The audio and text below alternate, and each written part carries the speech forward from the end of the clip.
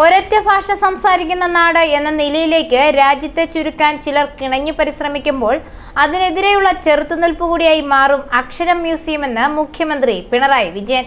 സംസ്ഥാന സഹകരണ വകുപ്പ് നിർമ്മിച്ച ഇന്ത്യയിലെ ആദ്യത്തെ ഭാഷാ സാഹിത്യ സാംസ്കാരിക മ്യൂസിയമായ അക്ഷരം കോട്ടയം മറിയപ്പള്ളി ഇന്ത്യ പ്രസ് പുരയിടത്തിൽ നടന്ന ചടങ്ങിൽ ഉദ്ഘാടനം ചെയ്ത് പ്രസംഗിക്കുകയായിരുന്നു മുഖ്യമന്ത്രി.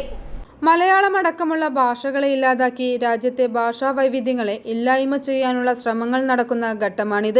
ഭാഷയ്ക്കും സാഹിത്യത്തിനുമായി മ്യൂസിയം എന്ന ആശയം നൂതനമാണ്. മിക്കവാറും മ്യൂസിയങ്ങൾ ചരിത്ര വസ്തുക്കളെ സംരക്ഷിക്കാനോ കലകളുടെയും കലാപ്രകടനങ്ങളുടെയും ചരിത്രം പ്രചരിപ്പിക്കുന്നതിനോ മഹത് വ്യക്തികളുടെ ജീവിതം പ്രദർശിപ്പിക്കുന്നതിനോ ആയിരിക്കും. അതിൽ നിന്നെല്ലാം വ്യത്യസ്തമായ ആശയമാണ് അക്ഷരം മ്യൂസിയത്തിന്റെ സ്ഥാപനത്തിലൂടെ മുന്നോട്ട് വെക്കുന്നത്.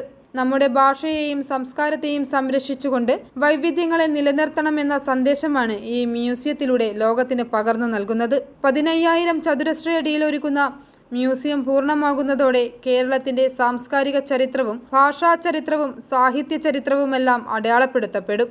ലോകത്തിന്റെ വിവിധ ഭാഗങ്ങളിൽ നിന്നുള്ള ഭാഷകളുടെ ചരിത്രവും മ്യൂസിയത്തിൽ പ്രദർശിപ്പിക്കപ്പെടും.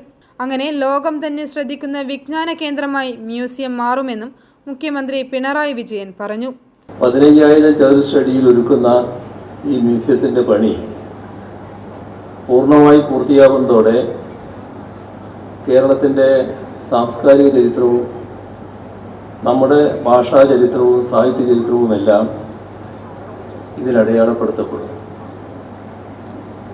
അതിനു പുറമെ ലോകത്തിൻ്റെ വിവിധ ഭാഗങ്ങളിൽ നിന്നുള്ള ഭാഷകളുടെ ചരിത്രവും ഈ മ്യൂസിയത്തിൽ പ്രദർശിപ്പിക്കപ്പെടും.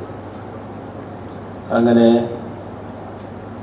ലോകം തന്നെ ശ്രദ്ധിക്കുന്ന ഒരു വിജ്ഞാന കേന്ദ്രമായി ഇത് മാറും. അതിൽ നിന്നെല്ലാം വ്യത്യസ്തമായ ഒരാശയമാണ് അക്ഷരം മ്യൂസിയത്തിൻ്റെ സ്ഥാപനത്തിലൂടെ നാം മുന്നോട്ട് വെക്കുന്നത്. അതിലൂടെ നാം ലോകത്തിന് തന്നെ ഒരു സന്ദേശം പകർന്നു നൽകുകയാണ്. നമ്മുടെ ഭാഷയെയും സംസ്കാരത്തെയും സംരക്ഷിച്ചുകൊണ്ട് ലോകത്തിൻ്റെ വൈവിധ്യങ്ങളെ നിലനിർത്തണം എന്ന സന്ദേശമാണ്. ഒന്നാം ഘട്ടത്തിൽ പ്രധാനമായും 4 ഗ്യാലറികളാണ് ഒരുക്കിയിരിക്കുന്നത്.